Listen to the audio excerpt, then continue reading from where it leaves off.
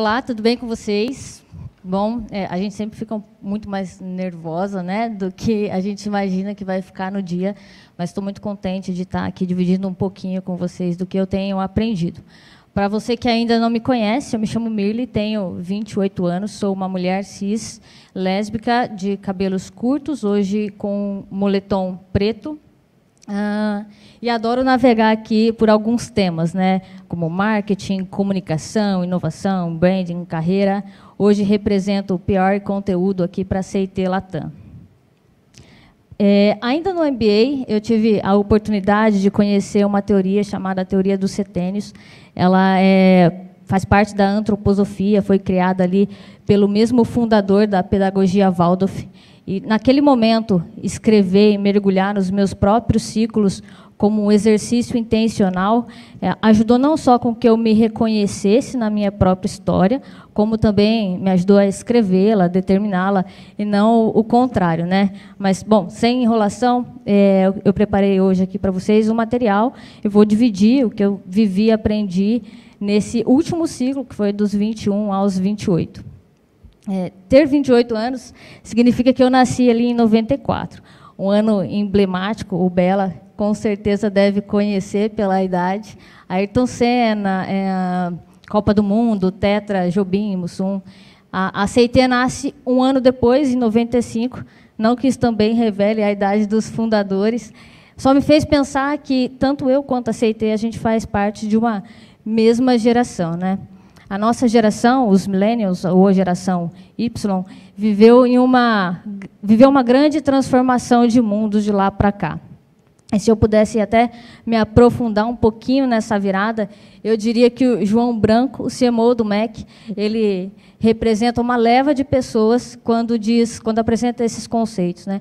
A gente aprendeu a sonhar grande, a gente aprendeu a sonhar em tamanho, em quantidade, em escala, mas inquietas que somos, a gente também aprendeu a sonhar alto, sonhar com impacto, sonhar com profundidade, sonhar com permanência.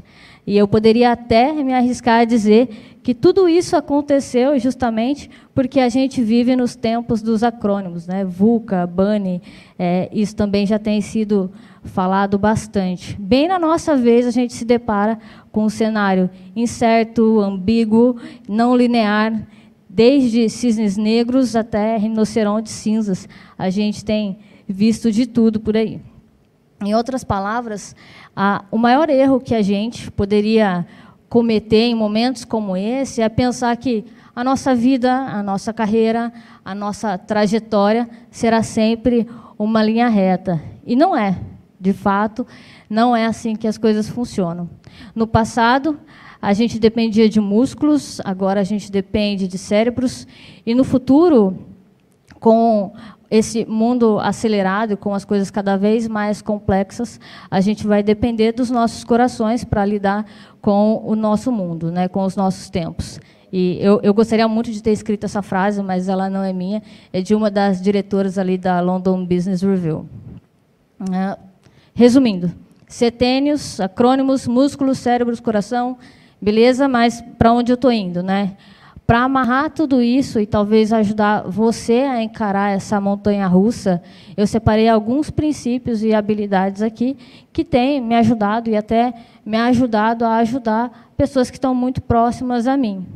E antes de começar, só fazendo um parênteses rápido, eu quero que você saiba que eu falo de um lugar, é um lugar muito curioso, desbravador, e, acima de tudo, um lugar de alguém que segue aprendendo.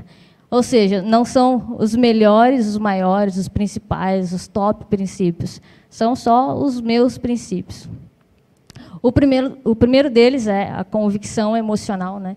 Quando eu chego em Campinas, um lugar grande o bastante para que eu pudesse crescer, mas também pequeno bastante para que não me pusesse medo, eu descobri que o meu coração ele acelerava ao perceber que eu poderia chegar muito próximo de construir, de fazer, de trabalhar em algo que realmente fizesse sentido. E fizesse sentido não só para mim, né, mas fizesse sentido para as pessoas ao meu redor, para a minha comunidade, para o mundo. Pouco tempo depois, 3 anos mais ou menos, eu entendi que as mesmas pessoas que constroem os barcos são as que desejam o mar. Ou seja, com isso eu entendi que as melhores pessoas numa sala não necessariamente saem de lá com as melhores ideias. As melhores pessoas numa sala pode gerar conflito, pode gerar uma série de coisas, mas a resposta para as perguntas, por que a gente faz o que a gente faz e qual é o impacto do que a gente faz, é o fio condutor entre as ideias e a realidade que a gente quer viver. É determinante. E, se você até me dá a licença para generalizar um pouquinho, eu tenho aprendido que essa motivação, para a maioria das pessoas, é a soma de propósito e princípio. Tá, tem um pouquinho também de pertencimento e autonomia. A segunda habilidade, ou o segundo princípio aqui que eu queria destacar, é a força realizadora, né? Pouco tempo depois, já com alguns tombos, alguns ralados no joelho, eu entendi a importância da força realizadora. Tão importante quanto a convicção emocional era esse princípio.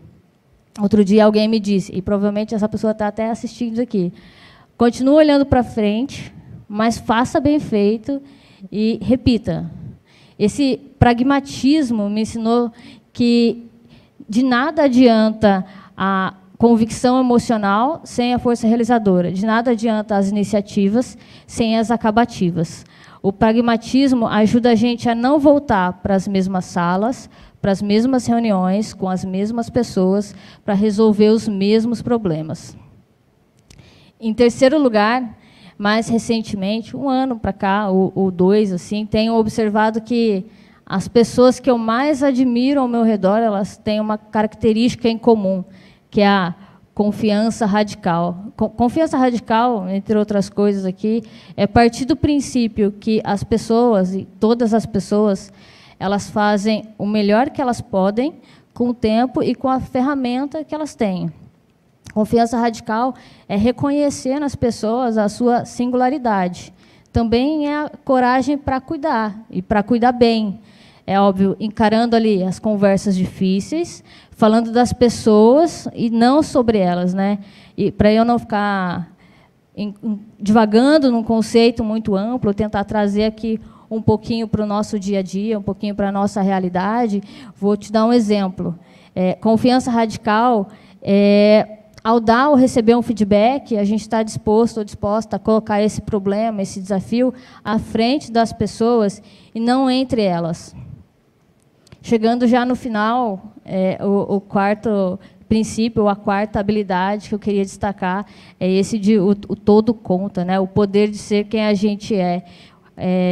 Se nós, seres humanos, somos revelados pelas causas que a gente defende, pelos desafios que a gente escolhe enfrentar, as empresas que a gente trabalha, elas são reveladas por nós. E é por isso que o todo conta. Nós somos as pessoas resilientes, criativas, apaixonadas. As empresas, elas são organismos vivos porque nós pulsamos dentro delas. Basicamente, somos nós, na nossa individualidade, diversidade, completude, o antídoto contra a burocracia, uma espécie de ferrugem que pode corroer as organizações e as paralisar em um mundo em hypergrowth. Indivíduos, organizações, impacto. Essa é a ordem. Afinal de contas, o poder de uma comunidade autêntica não é outro senão convicção emocional em escala.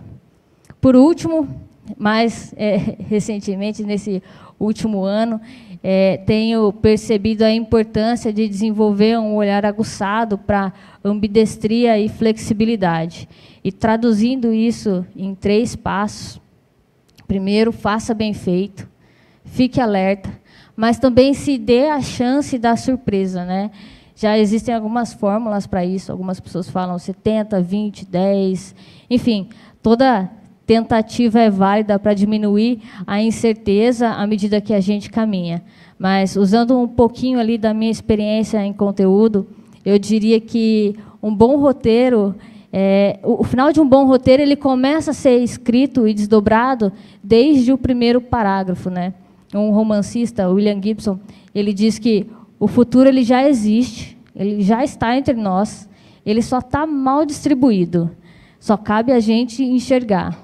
E, nesse tentar enxergar, cuidado, né? A gente vive... São tempos ansiosos. E, caminhando para o final, se você está aqui e se comprometeu com essa agenda hoje, é porque ela é importante para você, né? E você agora quer desenhar, quer escrever o lugar, o time, a empresa, o mercado, o mundo, a sociedade que você gostaria de estar no futuro, né? Então, é bom perceber que, assim como no meu futuro, no seu também tem diversidade. Enfim, obrigada por assistir até aqui. Você consegue me achar nas minhas redes sociais, com @mirliferraz, ou, se você for da geração X, ali, como o pessoal, o Bela, você também consegue me achar pelo e-mail, mirli@cit.com. Super abraço, muito obrigada. Mirli, que tudo! Obrigado por trazer essa conversa com a gente. Não é à toa que a Mirli é uma das nossas referências aqui, né? Em relação a conteúdo e tudo mais. Exato. Eu adoro essa brincadeira com gerações, viu? Eu acho tudo. A gente tem um tempinho ainda para conversar aqui. Vamos nessa. Tirei aqui alguns ganchos, tá? Vou puxar um aqui para começar. Porque essa parte da confiança radical é algo que eu tenho buscado, assim, me aperfeiçoar e dizer que eu tenho essa confiança radical também, porque é uma habilidade super importante. Mas, me tratando na psicóloga, na terapia, aquela coisa toda, eu percebi que, muitas vezes, isso perpassa outras pessoas LGBTQIAP+, outras pessoas de grupos vulnerabilizados, pessoas negras, mulheres, uma certa insegurança, né? Aquela coisa da síndrome da impostora, da não confiança, e como é difícil, muitas vezes, construir essa confiança radical. Né? Porque a gente, dos grupos, muitas vezes, ficamos assim numa lógica de querer dar o dobro, sabe? Para se sentir validado, se sentir validada, ter que fazer mais, né? Dar muito o seu nome para atingir esse lugar da confiança radical, sendo que por pessoas cisgêneras, pessoas brancas, então quem não sabe em casa, falei uma palavrinha aqui, pessoa cisgênera, uma pessoa que se identifica com o gênero daquele que foi atribuído a nascer, muitas vezes elas ficam no médio, né, e elas já atingem essa confiança radical, porque a estrutura da sociedade leva ela a chegar a esse lugar. Sim. Como que você sente assim, essa questão, sendo também uma pessoa da nossa comunidade, como você enxerga isso, percebe essa construção, esse caminho mesmo da gente específico? Legal, Antônia. É muito bacana a sua pergunta. Eu gosto de pensar que a confiança radical, ela não é construída por uma pessoa. Ela não é construída só pela Mirli, ou só pela Antônia, ou só pelo Alex, né? Ela é uma construção conjunta. E esse papel ele é dividido. Então, cabe às empresas a construir um ambiente seguro para que as pessoas possam se sentir seguras para ser quem são e para confiar umas nas outras, né? Cabe também ali ao grupo de ação a criar alternativas e meios para que esses lugares sejam criados, esses espaços sejam criados. E se a gente for puxar ali para o nosso papel pessoal, eu acho que é confiar antes de desconfiar, sabe? É um pouco se jogar antes de saber qual é o resultado disso. É óbvio que cada pessoa vai estar ali no seu ambiente, mas dentro desses ambientes eu gosto de fazer essa analogia, de confiar antes de desconfiar. Eu percebo também que a liderança também tem um papel fundamental nisso, né? De trazer essas pessoas também para perto, de dar a segurança também desse espaço, né? Principalmente quando a gente olha, poxa, para um contexto também das pessoas com deficiência, né? O quanto as pessoas tentam se provar antes, né, em determinadas atividades, em qualquer uma das coisas que elas estão fazendo, para poder ter esse reconhecimento dentro. Então, o papel da liderança também puxando essas pessoas tem um ponto aí. Sim, também, né? Sim, total. Eu acho que, nesse caso, o papel da liderança não é só proteger, mas também expor. E expor com cautela, com cuidado, com tempo, e desenhar com essa pessoa toda uma trilha para que ela também possa ir se desenvolvendo e criando essa confiança nela mesma, assim como criando essa confiança no ambiente. Com certeza. Bacana. A gente só vai realmente mudar as coisas todo mundo junto, né? Entendendo esse barco. Com Gostei certeza. muito da sua resposta, Mirly. Obrigada. E com intencionalidade. Com intenção, transformar com intenção. Boa. Exatamente. Muito obrigada, gente.